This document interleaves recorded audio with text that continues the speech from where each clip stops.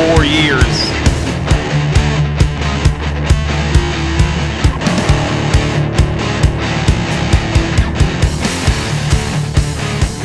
Hello and welcome to the Panther Football Preview Show. I'm Dan Page, the voice of the Panthers on the NFHS Network and a former Panther football player, alongside Adam Suderman with the Derby Informer, the sports editor, and always great to talk with you, Adam, about Derby football. That seems to be the topic we always talk about when it comes to text messages, phone calls. You know, we're constantly thinking about, you know, what's ahead and what can be, and even things that are purely speculation. We talk about it, and it's pretty neat. So welcome everybody to the program. Basically what we're going to be doing here is previewing the 2019 Derby Panther football team, fresh off a 2018 state championship, and it was a sweet one against Blue Valley North, but bittersweet because, Adam, you lose some guys, especially on the defensive side of the ball, that you could definitely use, but leaders like Hunter Igo as well. You know, briefly kind of touch base on how special that team was.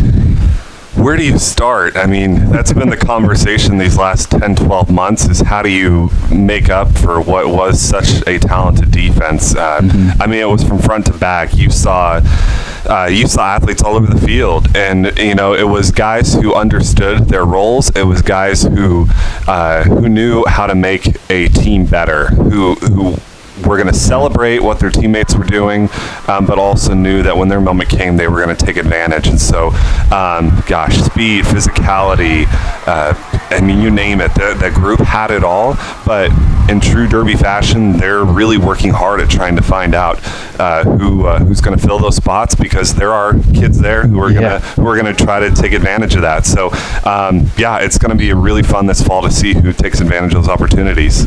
And last year, the story that we were following most of the season was the Panther defense and how impressive they were last year, and the offense just kind of took a little bit of change of pace when Grant Adler got hurt last year in week 4 against Bishop Carroll. You kind of had to change how you operate a little bit, and we'll get into more of what we hope that the Panthers can be, because there were some really good things we saw through those first 3 or 4 games, and as far as the offensive side of the football, but it's pretty tough to replace some of the defensive prospects or the players that we had on that side of the football that are just moving on. And I know there's a little bit back, and they're pretty good leaders too.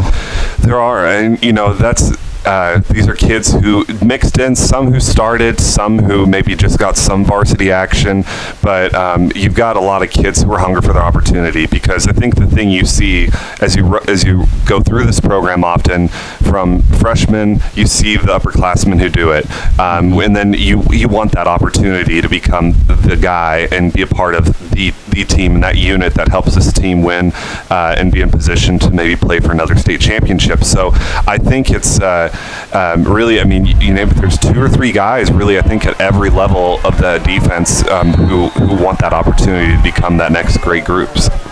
Yeah, and you talk about last year's defense, a lot of people compare them to, you know, some previous really good defenses that Derby has had in the past. You think about 2016 as well, but I think the standard still is the 1994 team shutting out every team they played in the playoffs. Shout out 25 years. Yeah, exactly. I mean, that is the standard. Yeah. And I mean, you ask anybody in town, young or old, you know, that's the kind of football they want to play.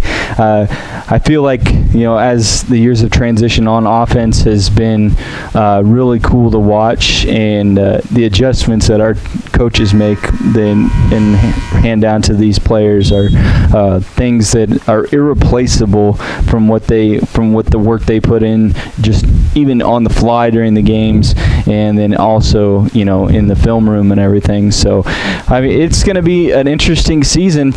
We have 8 returning lettermen 8 returning starters on offense and then 4 on defense. But offense is definitely looking pretty good. We'll talk about that more on in the show. And defense is where they may have to fill some spots.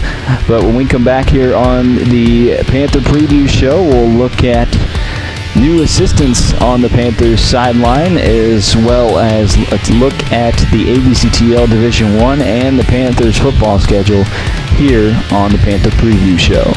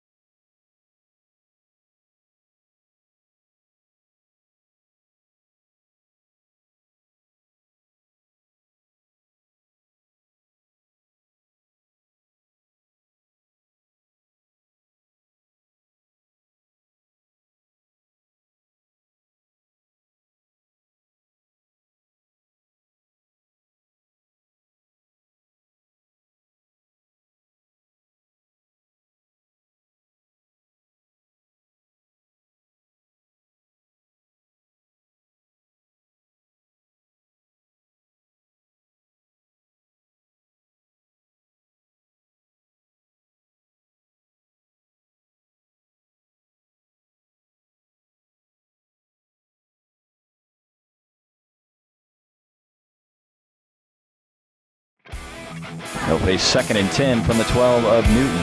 The left hash. Adler in the pistol. Edwards behind him. Play action, slant pass caught by Sims. David Sims in for the 12-yard touchdown. Panthers. And welcome back to the Panther Preview Show. Dan Page along with Adam Suderman to talk about the 2019 Panther football team and the upcoming season, Adam. And we have a couple new assistant coaches. Yes, we do. We lose a couple and then we gain a couple, but we feel pretty confident about the ones that we have stepping in. Yeah, I mean, Taylor Zeke is a name that may not be familiar to everybody around here. He is a Mulvane resident, so if you drive a little bit south, you find a few more folks who will recognize the name. Yeah, Taylor, who's somebody who's from the area, has roots in Mulvane, but has become a very close friend of this coaching staff. Really, over time, they've looked at different ways to get him involved. Haven't really found that moment up until now. Now we have somebody who brings an impressive pedigree, from playing at Butler to going to Oklahoma, working under a coach by the name of Bob Stoops, in case anyone's heard of him. And then, just somebody who has a deep interest in the game of football, knows the quarterback position, and I think is going to bring a lot of wealth to that position group. So I think they're very excited about his experience. It seems like the players have really enjoyed him, and you can't go wrong with what kind of pedigree he's bringing in. And then David Tullis returning to Derby as a teacher and as the football coach. His dad just retired from the district, and his dad was my freshman football coach. So it's kind of cool to see David step in and to what he's going to bring to this team. You mentioned the amount of assistants on the Derby staff that played football at Derby, 6 total. Well, I think Coach Chris Panera really put it really good perspective. I asked him for my preview here recently, what would you say are some of the differences from when he played? He played in that 93 state championship game against Lawrence. What are some of the differences that you have seen how the program has changed over these last 25 or so years? And I think he put it in great perspective when he said, the thing is, and the beautiful thing about it is, it really hasn't changed. You've seen, yes, the uniforms have changed. Yes, maybe there's elements to this program that have adapted with over time, but still on Friday nights, people want to be at Panther Stadium for these football games because they know it's something that really has brought this community closer. And so they take pride in the fact that, yes, they've been out of high school here for 20 plus years, but this is still the program that they grew up in and they really care a lot about. Switching gears a little bit, look at the Panther football schedule. Take a look at it, as the Panthers will open up the season on the road, and they will travel 4 hours west to Garden City in the return game of last year as the Buffaloes going to be an interesting group this year. From what we've seen, it may be kind of again, a rebuilding type season for Garden City, who was a Western Athletic Conference staple as far as,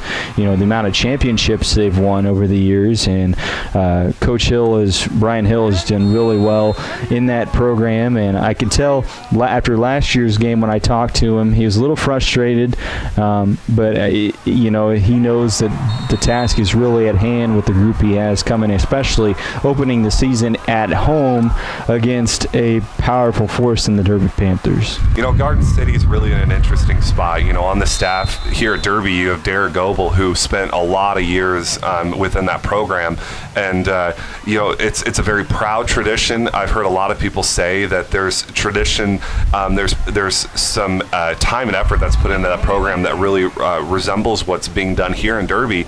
But I think here you're seeing really a bit of a rough patch. Last year, they came out and played kind of atypical to what we've been used to seeing from Garden City. They've been a perennial playoff team. But just like last year, though, they're kind of stuck in a place where they're going to have to replace a lot of players again. They're a little bit undersized at some of their skill positions. They're going to be big up front, but it's I'd say it's really fair to still put them in a bit of a rebuilding situation. But, this game's going to go a long ways for them to see kind of where are those spots that they really can build off of and maybe put themselves in a little bit better position. I believe 2-7 last year, came away with a couple wins. And so this is going to be huge for them to see, okay, where can we really build to see where the next era of Garden City football is going to come from.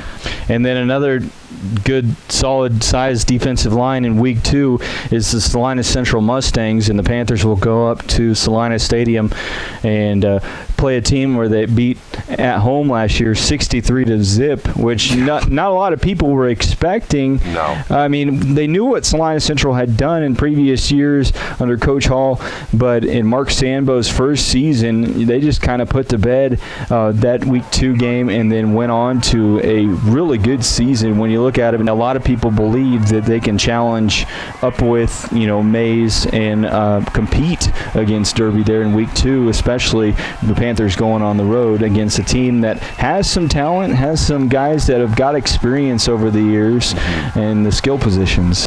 Yeah, it's going to be really interesting because you take a team like Central who had been down for a period of time that's very uncharacteristic of where that program has been. But you look at being able to rally and put together a 6-7 win season when you put back-to-back winless seasons together. What kind of state of mind will they be in for that Week 2 game? Are they going to be remembering that 63-0 game at Derby last year? Are they going to realize, we really have a chance to show that we weren't a one-year wonder? That's going to be the question with a game like that because Central's got pieces. I mean, Quinn Stewart is, clearly a very gifted athlete, an Oklahoma State commit. They're going to have some players on the offensive line who have played before. They're going to have some new skill positions. I believe they have some transfers from some area Salina schools coming in. So that's the question to me in a game like that. Are you able to really look past a game that was out of hand quickly last year and say, we want to show that we can compete with the best of the best?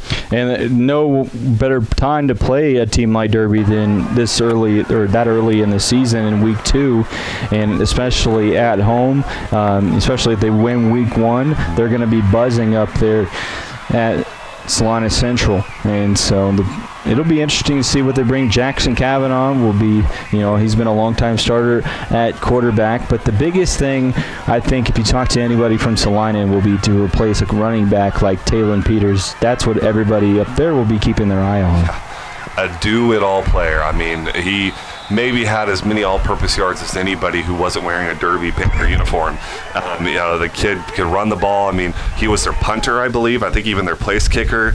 I mean, wherever 33 was, that's where Central went. So that's a huge question mark to replace. I mean, arguably one of the better skill position players in the league. And so they relied heavily on him. But, gosh, if you can go 0-9 2 straight years and then rattle off 7 wins, it's not just because of one player. So, to me, that's a very, very intriguing game. So we'll see how the Panthers fare there in week 2, and then they'll come home finally in week 3 to take on the Newton Railers under Coach Chris Jacks, and that will also be Military Appreciation Night. So bring out your red, white, and blue, and get your camo on for that one. Should be, a game. And Newton is a team that is kind of, struggled through over the years. A team that beat Hutchinson last year. That shocked everybody. Yeah, and they're going to be a little less deep than last year. They had some experience in the backfield with their quarterback and running backs, a duo that were really pretty physically impressive. But Newton's just how hard has it been for this program to really develop some consistency? The staff, there's been some turnover there, and for nobody's fault necessarily, and I think it's just trying to find an identity, of course they jumped back to Division I last year in AVCTL, which was not an easy jump, but here they are competing in a league that's traditionally very tough, and it's hard to see with a team like that where many wins are going to come from, and unfortunately for them, they get to be the home opener for a powerhouse of a program. And then Derby moves on to their homecoming game already in week 4. It's kind of early, it seems like, compared to years past and everything. But it's always interesting with the series with Bishop Carroll continuing. What is it, 4th year now in a row? I believe so, yeah. So, and the Derby's 3-0 against Bishop Carroll in that time, and 3-0 all time. Yeah, the only 3 times they've ever played each other, which kind of is amazing to me when you think about 2 programs who have been around for as long as they have. And geographically, within 20, 25 minutes of each other. So, what a great rivalry. Really, a rivalry it's become because, I'll tell a story of a gentleman I ran into at a West Wichita Taco Bell decked out in his Bishop Carroll green. I just had to ask him. I said, sir, what did you think about, this would have been, I think, after the first year that Derby and Carroll played, and said, what did you think about that matchup? And he said, you know what? They came to our place and got us, but we're going to get them next time. 2 years later, they still haven't gotten Derby, but I think you've seen a really interesting kind of Sedgwick County rivalry really brew when you think about the best 5A, best 6A school, arguably on the western half of the state, form this annual matchup, and I think it's really, really good for the health of high school football. Yeah, and of course the Panthers scrimmaged them a little bit over the summer. Of course, it was just thud, no intense full-on contact or anything, but we saw some of the Panther depth at the skill positions really perform well against Bishop Carroll, so that was encouraging to see, as well as seeing what our defense could do with filling so many holes. But Carroll will be a tough test. Doesn't matter what they do in scrimmage or 7-on-7 in the summer. When you put on the full pads and go there in week 4, it's going to be a big game to everybody. Everybody's going to be there. It's going to be packed, and a lot of green. Homecoming honoring the 1994 state championship football team. 25 years since that, which is just remarkable, and it's going to be a really spectacle football game. Moving on to week 5, and the Panthers will go to Salina yet again as they'll play the Salina South Cougars on the road at Salina Stadium. And Salina South could be a top 4 team in the league this year. Yeah, they're in a very unique spot. This is a program that has won in the past, and maybe they turn a corner this year. I mean, they've got a ton back. I mean, maybe the most experienced roster in the league this year in terms of varsity action. And so Coach Sam Sellers has poured a lot of time and effort into that program, and you got size, you've got some speed out of the backfield. I think that's another game this year. Or should I say game or team that I'm going to really be watching closely to see can they compete week in and week out, because what really hurt them last year is you saw a team that was close in a lot of games but couldn't finish it out. I know the question marks through my colleagues up around there is their defensive side of the football, but they do bring another stud receiver in Colin Schreiber to accommodate Ty Garrett, and their offense should be interesting to watch.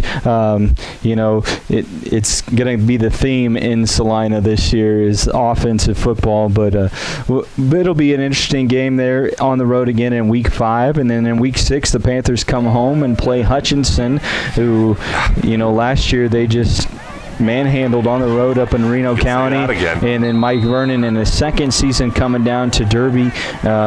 We'll be keeping an eye on the Salt Hawks as far as how they develop from year 1 to year 2 under Coach Vernon, and what that looks like, because I think the feeling is Derby should win that football game similar to how they did last season.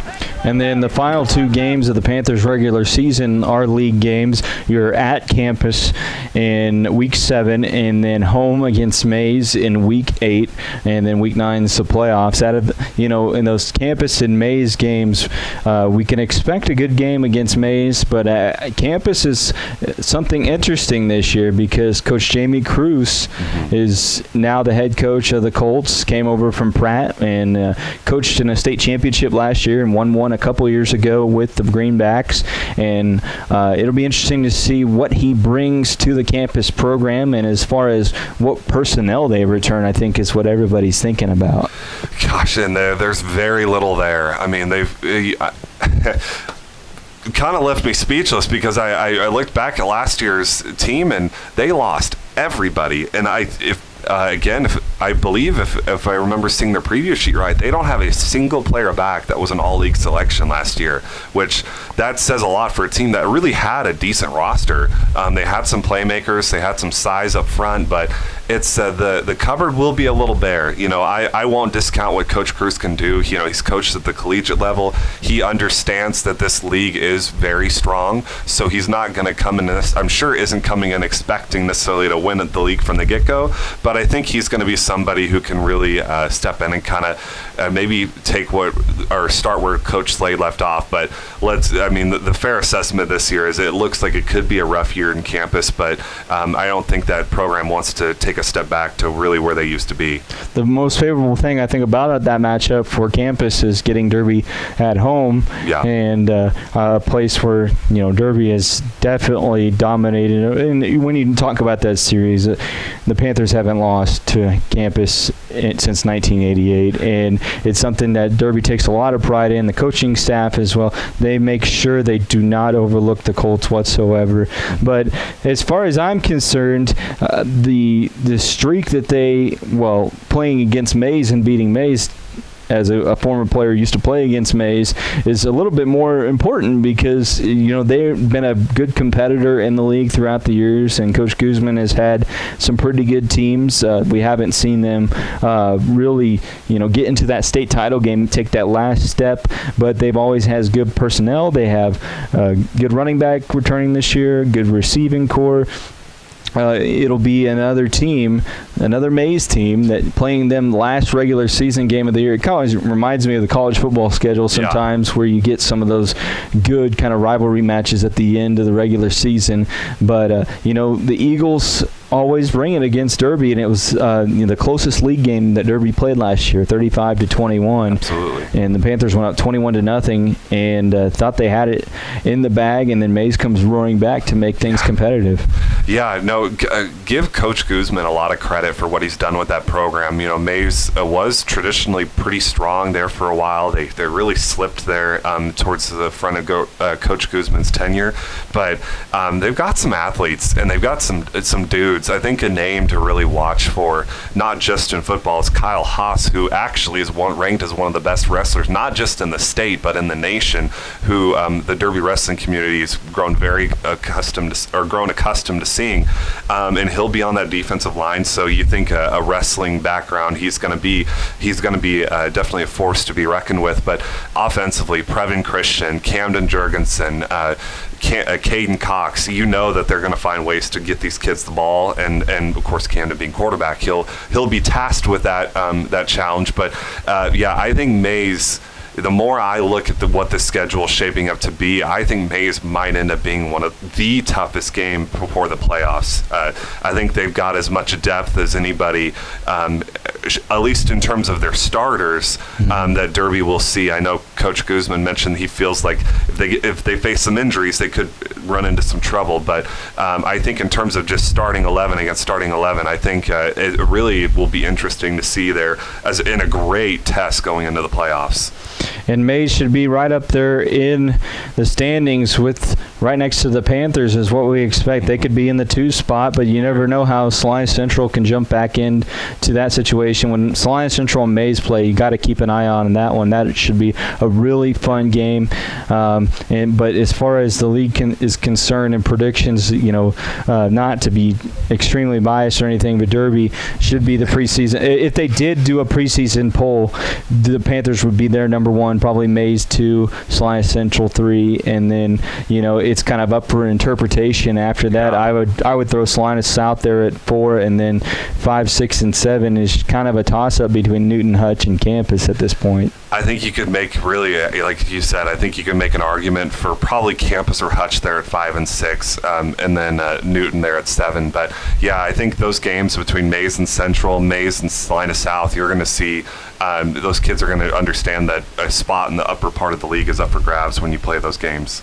And just really briefly talking about, postseason potential opponents and everything. Topeka brings back a lot of talent. I saw some polls kind of giving them a little bit of confidence. Shawnee Mission East on the east side of the bracket will step in. Blue Valley North is expected to compete well, but you can't count out Blue Valley either. I mean, they have a storied program just as well as the Panthers do, and they're aching to get back to that state title game after a couple years of absence. Well, and let's be real, I think they'd like a shot at the Derby Panthers, wouldn't you say? Sure. I mean, Shawnee Mission East would probably want another one as well. Yeah. So. Well, and I think anybody has heard over these years that Derby's the kind of the class of the western part of the state, and deservedly so. So I think in the east side they want to show that Derby's kind of had a stranglehold of this class for a while now, and so I think they want to show, hey, the east has something to say. So I think there's a lot of teams who are itching at the chance to get a shot at Coach Clark's crew. We come back here on the Panther Preview Show. We're going to talk about the offense and defense side of the football for the Panthers and kind of talk some names and guys that could fill some holes, especially on the defensive side of the ball, next here on Panther Preview Show.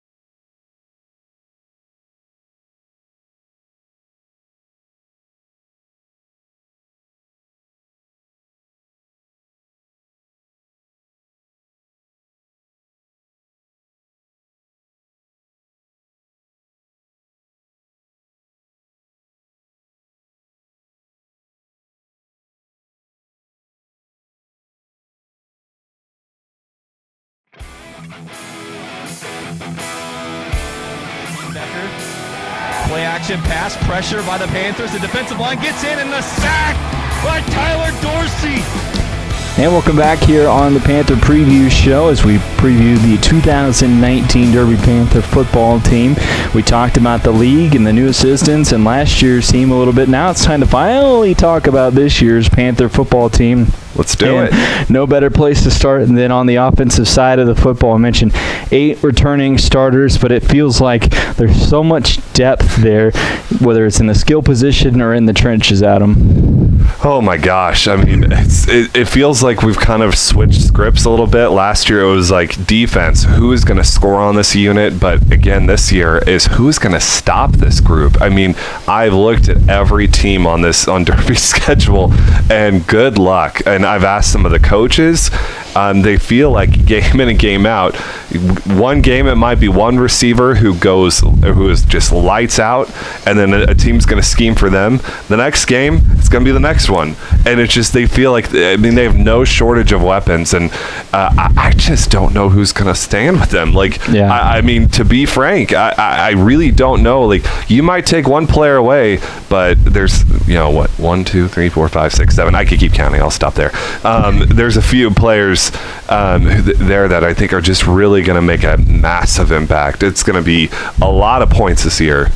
Yeah, you talk about the specific players at quarterback. You get Grant Adler back and healthy, but then right with him is Lim Wash, who has proven that he's got a great arm, he's got speed, he can fill in that role if needed be, and who knows, they might throw him in there from time to time. The running back position, you look at Trey Washington, and then his cousin Zach Bryant has been the talk. You got Thunder and Lightning there, kind of those two running backs.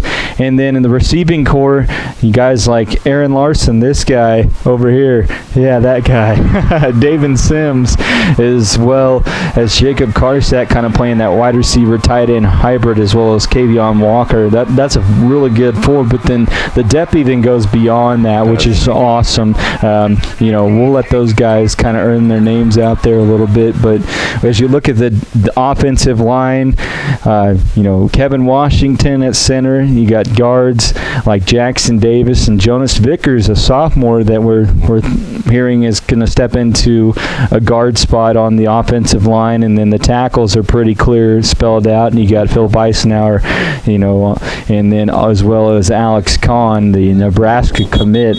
I mean, just throw that all together, and that just seems like the complete package as far as an offense goes. And what's really neat is last year we saw a difference between how the offense operated under Grant Adler versus Hunter Igo last year, and you kind of get the feeling that it might be a little bit of that similar with potentially Grant and Lamb at quarterback. But one thing, if you look at the numbers from last year, Adam, when Grant Adler played quarterback, yes, you could say that was a small sample size against teams like Garden City and Salina Central and Newton, and just 2 plays against Bishop Carroll, but you could argue that the statistics should say that the offense was much more balanced. You averaged about 200 yards passing and 200 yards about rushing per contest, and then when the different side of that for teams to prepare for is when Adler got hurt. And you saw the Panthers again become a run-first kind of football team again like they were the year before. And when they averaged, in 2017, they averaged 300 yards rushing in a game. They started doing the same thing last year. And we know Lim Wash has got some wheels. He can run that read zone really well. And I'm interested to see how defenses play against them. Like you mentioned, coaches have said you can't key on one guy. And if you think that somebody getting hurt is going to solve any of those problems, you're very much mistaken. You got a lot of depth on the offensive line as well. Maybe not experience as far as some of those 2 guys, but you got to feel good about as a whole the offense. Yeah, I couldn't set it much better. I mean, the thing about Grant Adler, folks, is this kid has a rocket front arm and is just a phenomenal athlete. And I think this year what you're going to see is utilizing that arm maybe a little bit more, not necessarily all out of just protection for someone who has been injured these last few years, but I think you cannot let this arm sit on the bench. No. I mean, for all intents and purposes. So you look at a receiving core, has size, speed, physicality. The options are endless from that regard. And so I think you're going to see some deep balls. I think you're going to see a lot in terms of the bubble screen and the screen pass, because you want to get some of these athletes out in space. But I mean, like you said, there's just so many different ways that he can look. But I wanted to mention that offensive line that you talked about again. And yes, you've got the Kahn, the Eisenhowers, the Vickers, Davis. You've got this kind of group of guys that's risen to the top. But again, this year, the talk is the depth that this team has developed at that position. I don't think we even understood this going into the playoffs last year. But Jonas Vickers actually started a game in the playoffs last year as a freshman. I don't know if you knew that. So no, he stepped in there, and I mean, gosh, the running game did not suffer at any point. So between Jonas coming in, even how about this? There's another Kahn who's actually waiting in the wings. So you got Dylan Kahn, you've got Alex Key, you've got a lot of kids who those coaches love. And so again, you talked about those injuries, and it's not going to just be at the skill positions. There's depth everywhere. Receiving core, giving some love to some guys who maybe won't play quite as much, but Reed Liston will mix in a lot. There's just, it's kind of absurd how much depth this offense has. So it's going to be a fun year to see this unit go. It's going to be interesting to see, what this offense does as far as output goes, numbers and everything. We could be smashing records this year as far as the Panther offense goes. But switching gears over to the Panther defense, there's quite a few question marks there, more so at the linebacking position, but we'll get to that more in a second. You lose a great linebacking core. You lose a great corner in Dax Benway. You lose Isaac Keener on the defensive line. But, the pieces that were there that are still there, now this year you got guys like Dan Archer stepping in fresh off an injury. Mm-hmm. Gosh, I mean, yeah, I think the defensive line actually is going to be even a little bit better than people think. I think Tyler Dorsey and Daniel Archer are two players who were really pretty big components to that defense last year, so I think are two elite defensive linemen at the high school level. But I think they're pretty proud of these guys that they got coming in behind them. One of which could factor in at the varsity level is Quentin Dorsey, Tyler's younger brother. Tyler Allen, a wrestler who has really developed into a very physical kid on the mat, but I think you'll start seeing some of that on the football field. Seth Smith, these are kids who really factored in a lot at the JV level, but I think that they really feel like these kids really are going to come in and not really bat down to the pressure. I mean, gosh, even at the younger levels, these teams are winning a lot. So they're used to performing well. Isaac Swetnam was another one. Jared Knoll, Caleb Gifford. There's a list of kids there that I think that they really feel strong about. So it is going to take some molding, I think, to go in week one and expect them to put up the shutouts, the just the absurd defensive numbers that they had last year. Probably isn't realistic, but then again, look at 2 years ago. They lose a game unlike we had seen in Derby for a long time, and they find their way back to a state championship. So I think with time, you're going to see this unit really blossom into a really, really solid group. And then I'm going to leave linebackers for last, but you look at the secondary, you have guys like Brecken Kuzer. He was in a boot a little bit this summer and had some ankle issues, but he should be ready to go from what we understand. And then Terry Ginyard, who just brings the excitement and the energy to that secondary, as well as Tanner Knox, Liddell Clemens, a couple of the other guys. Those two will mainly play safety, but you gotta. Some people may look at it and say, well, they didn't play too much, but Terry really got in there towards the end of the season, and the second half of the season he started making some plays opposite of Dax Benway, and it'll be interesting to see what they do. Everybody wants to test the secondary nowadays with the way offenses are, airing it out, slants, fade routes, curls, hitches, those are the type of things that we see. But the Panther defense in years past has been, as far as the secondary goes, has really been effective in the run game as well, finishing off plays. So that'll be something we'll be looking at for those guys. I don't know if you want to do you have anything more to say about those guys? No, I think they will be a little bit undersized, and I think that's going to be a bit of a question mark to see kind of how that all comes together. But I think a lot of that will depend on the pressure that defensive line gets on the quarterback. So that to me is maybe one of those things I've been processing going into the season, is will that hurt Derby at all? But they will make up for in terms of maybe a little bit of lack of size and athleticism.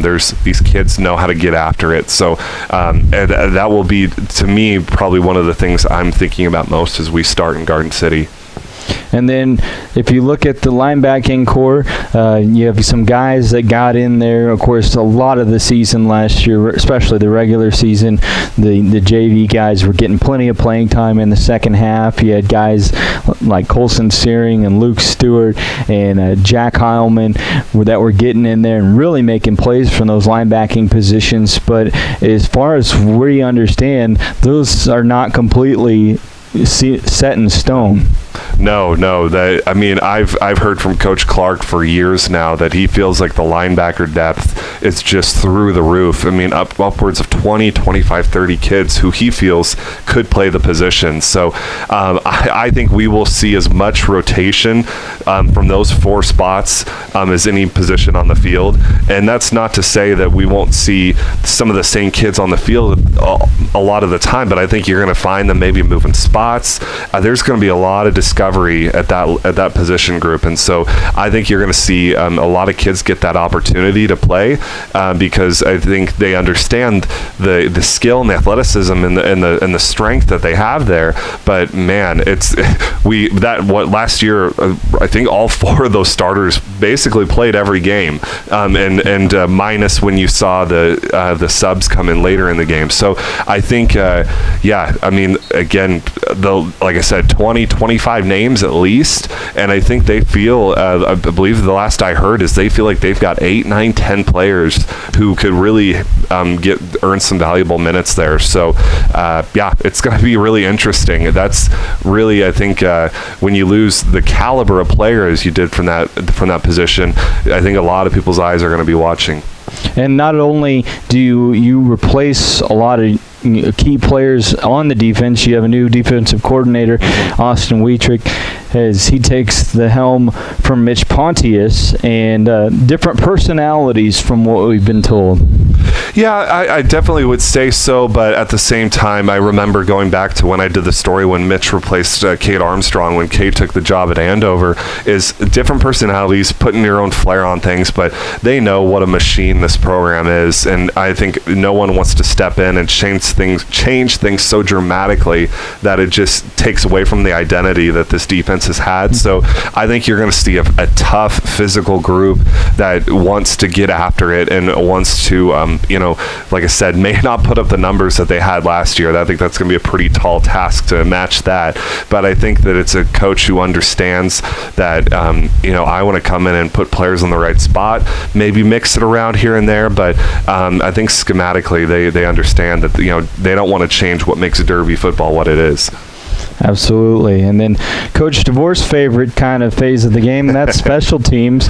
And there's some question marks there. Well, I think we know who the long snapper is going to be, Reed Liston, and then the holder. I mean, that's an important position as well. I mean, they have guys, I believe Adler there for a while, even held a little bit last year. Some. But, the kicking and the punting positions is something that we'd be interested to see somebody step forward.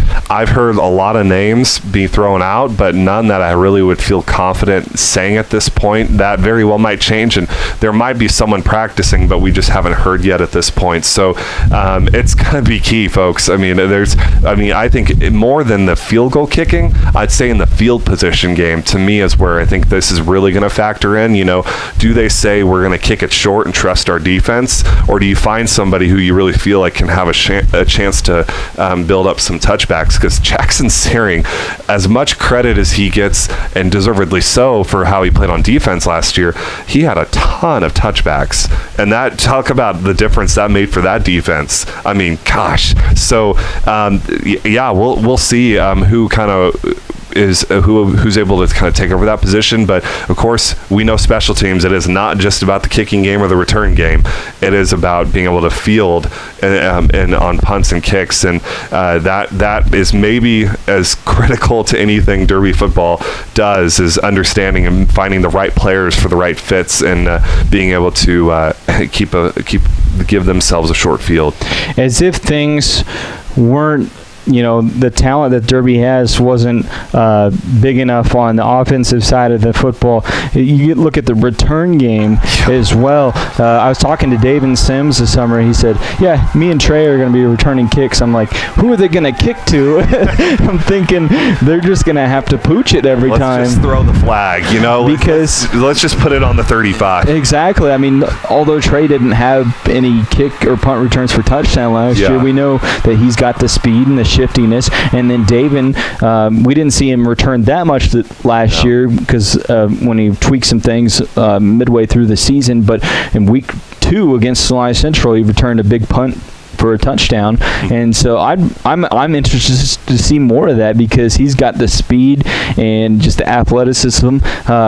Maybe he doesn't quite have the size yet, but he's a junior.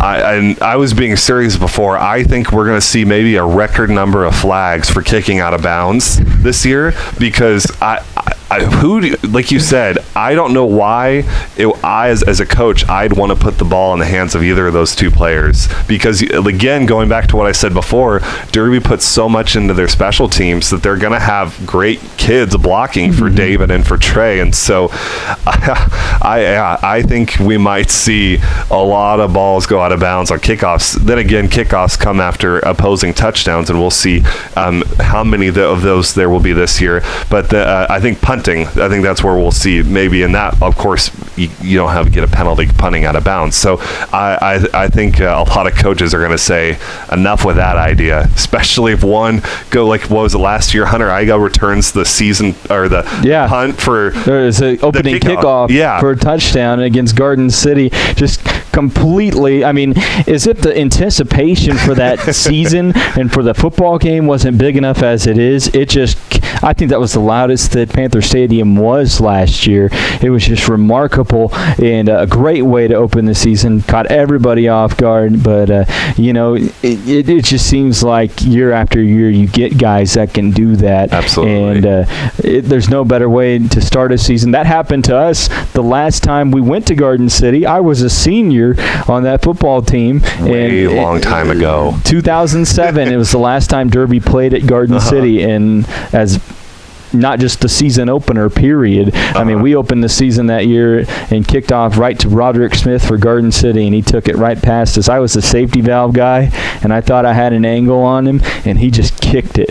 And, of course, he went on to play at Minnesota and Kansas State, so definitely he was their guy that year. But, things have changed a little bit for Derby throughout the years. Special teams is definitely something they take pride in, and they master. I mean, spending time outside of practice, Coach DeVore working with those guys, and it's something that, if you're a special teams guy, you better do your job, because if you have it one week, you may not have it the next.